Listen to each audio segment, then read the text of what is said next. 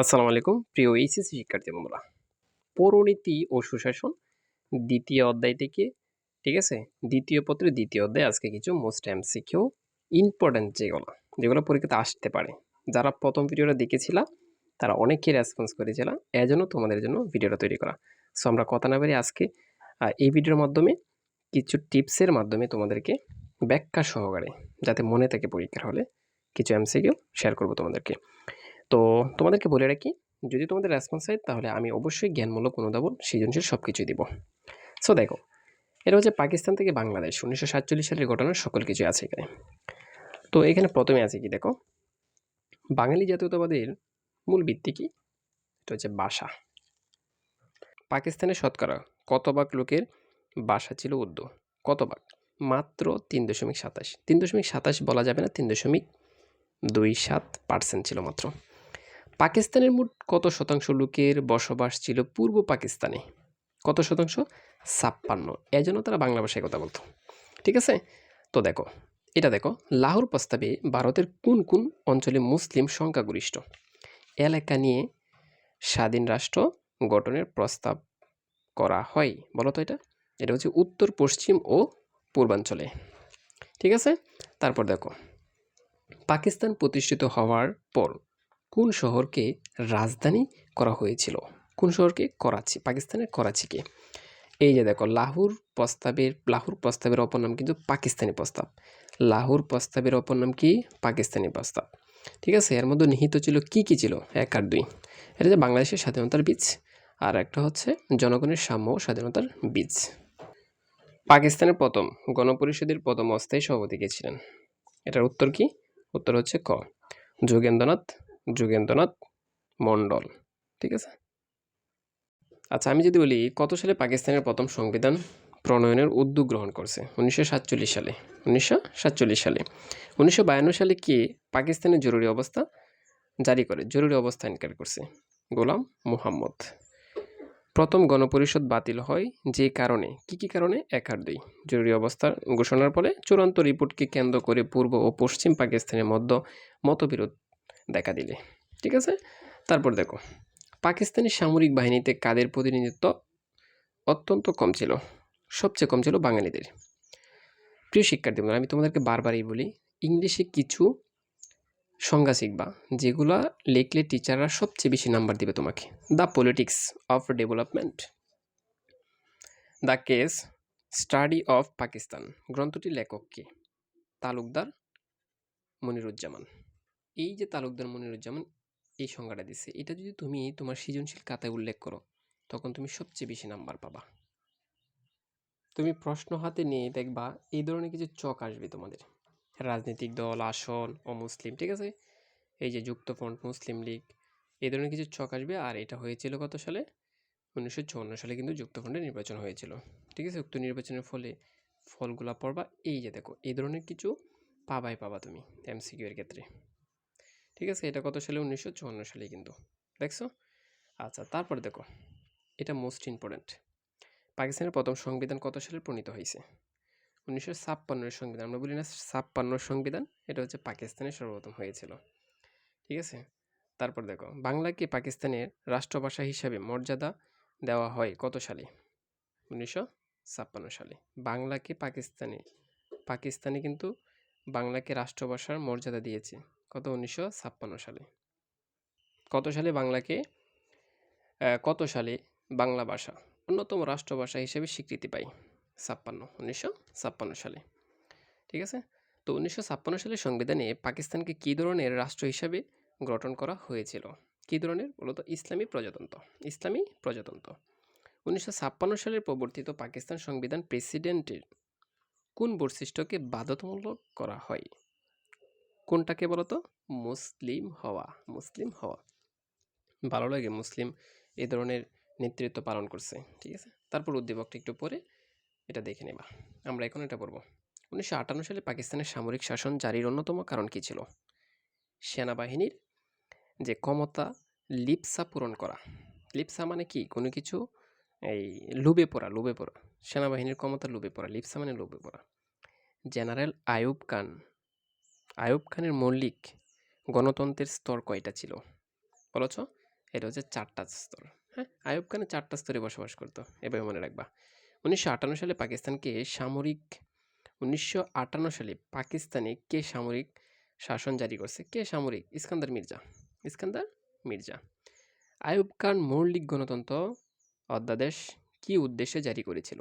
এটার মেন কারণটা কি ছিল?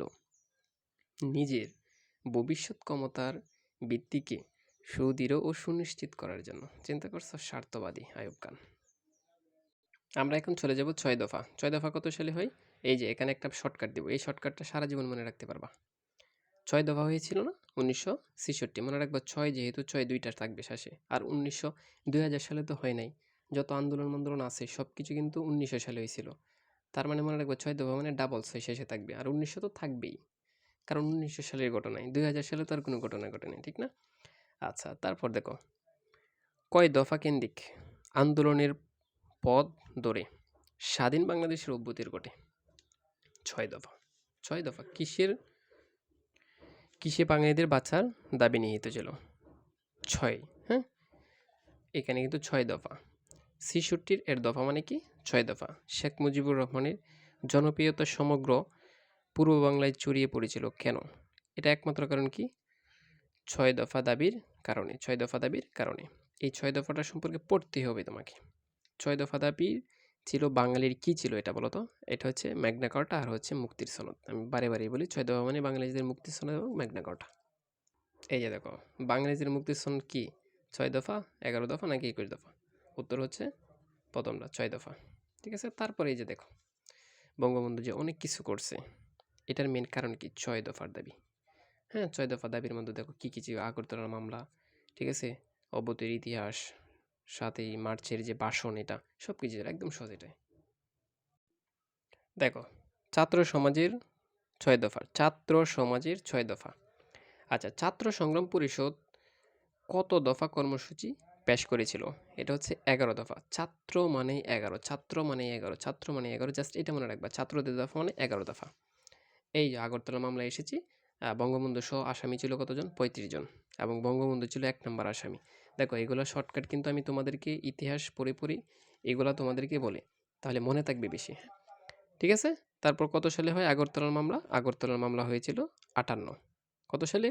1968 সালে। আর 69 হয়েছিল গণঅভ্যুত্থান। ঠিক আছে? কতজনের বিরুদ্ধে আগরতলা মামলা করছে? এটা হচ্ছে 35 জন, বঙ্গবন্ধু সহ কিন্তু। আশা করি বুঝতে পারছো। ঠিক আছে? এই যে দেখো, এই যে গ্রেফতার এবং মামলার কথা থাকলেই তুমি ভাববা কি? বঙ্গবন্ধু শেখ মুজিবুর রহমান, আর এখানে হচ্ছে আগরতলার মামলা। ঠিক আছে?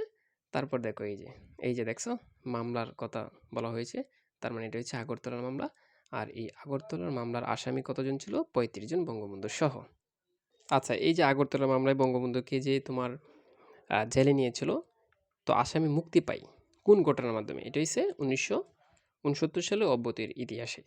অভ্যুদয়, এই যে গণ অভ্যুত্থান হয়েছিল 1969-এ, তখন কিন্তু সবাই মুক্তি পাইছে।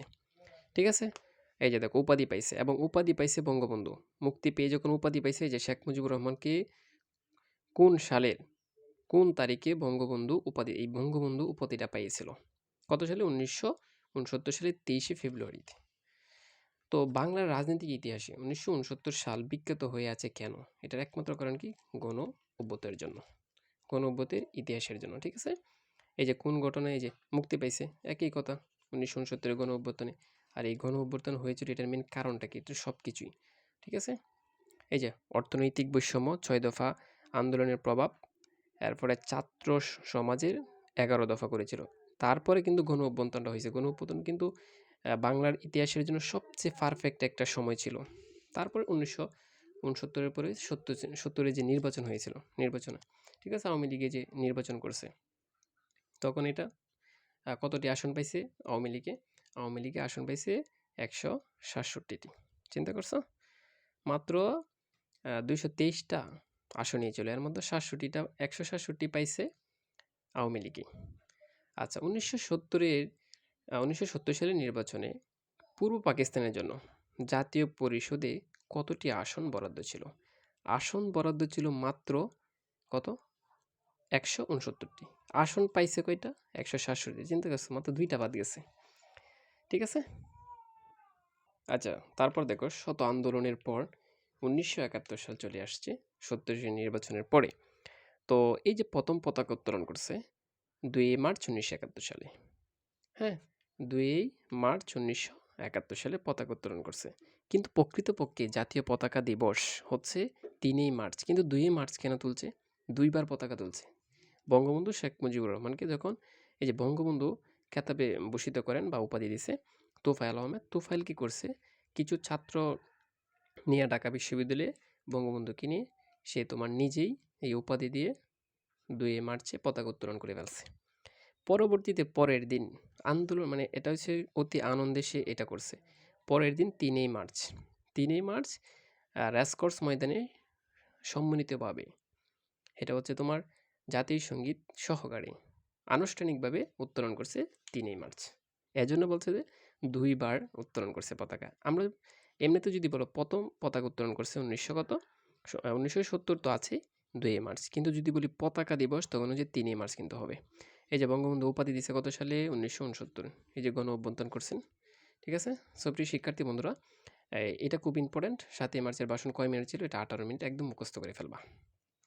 এই যে এই ভাষণ কে দিছে? এখানে কি হবে? বঙ্গবন্ধু। লাহোর প্রস্তাব শেরে বাংলা একে ফজলুল হক দ্বিজাতি মোহাম্মদ আলী জিন্নাহ। আর 7 মার্চের ভাষণ বঙ্গবন্ধু। প্রিয় শিক্ষার্থী বন্ধুরা, কেমন লাগছে ভিডিওটা দেখো। আচ্ছা, তারপর আমরা চলে যাই 1971 সালে যে মুজিবনগর সরকার গঠন করছে। এটা হচ্ছে 10 এপ্রিল এবং শপথ গ্রহণ করছে 17 এপ্রিল। ঠিক আছে? 1971 সালে এপ্রিল মাসের, মার্চের পরে তো এপ্রিল, ঠিক আছে? মার্চ এপ্রিলেই এইটা মুজিবনগর সরকার গঠন করে ফেলছে। আর বাংলাদেশে স্বাধীনতার ঘোষণা আর আদেশ দেয়। ঘোষণা আদেশ জারি করছে কত সালে? 10 এপ্রিল 1971-এ। এই পতাকা টতাকা উত্তোলনের পর, হ্যাঁ, পতাকা যখন উত্তোলন করছে, সব কিছুই ঘোষণা দেওয়া শুরু করলো, তখন শুরু হচ্ছে মুক্তিযোদ্ধা অপারেশন সার্চলাইট। এই যে 25 মার্চ 1971 কালো রাত্রে ঢাকা বিশ্ববিদ্যালয়ের পোলাপান সহ সকল ছাত্রলীগের নেতারে হত্যা করছে। তো মুজিবনগর সরকারের প্রধানমন্ত্রী কিছু তাজউদ্দিন আহমেদ, ঠিক আছে? তারপর শপথ গ্রহণ করছে কে? অধ্যাপক ইউসুফ আলী। এটা খুব ইম্পর্টেন্ট। কতটা সেক্টর ছিল? 11টা সেক্টর পুরো বাংলাদেশকে 11টা সেক্টরে বিভক্ত করছে। এই যে স্বাধীনতা এবং জাতীয় দিবস এটা হচ্ছে 1926। আর বিজয় দিবস হচ্ছে 26 মার্চ হচ্ছে এটা, হ্যাঁ, স্বাধীনতা আর হচ্ছে জাতীয় দিবস। কিন্তু বিজয় দিবস হচ্ছে 16 ডিসেম্বর। এপ্রিল মাসের কত তারিখে মুজিবনগর সরকার গঠন করা হয়? 10। এই যে মুজিবনগর সরকারের রাষ্ট্রপতি কে ছিল তাহলে? বঙ্গবন্ধু শেখ মুজিবুর রহমান। উপরাষ্ট্রপতি সৈয়দ নজরুল, ঠিক আছে? অর্থমন্ত্রী কে ছিল? ক্যাপ্টেন মনসুর আলী। আচ্ছা, তারপর রংপুর কত নং সেক্টরে ছিল? রংপুর 6 নং সেক্টরে, ঠিক আছে? আচ্ছা, তারপর দেখো কত তারিখে বঙ্গবন্ধু স্বাধীন বাংলাদেশে মাটিতে পা রাখছে? এটা হচ্ছে 10 জানুয়ারি। এজন্য স্বদেশ প্রত্যাবর্তন দিবস হচ্ছে 10 জানুয়ারি। প্রিয় শিক্ষার্থীরা, দেখা হবে তোমাদের সাথে তৃতীয় অধ্যায় নিয়ে, ঠিক আছে?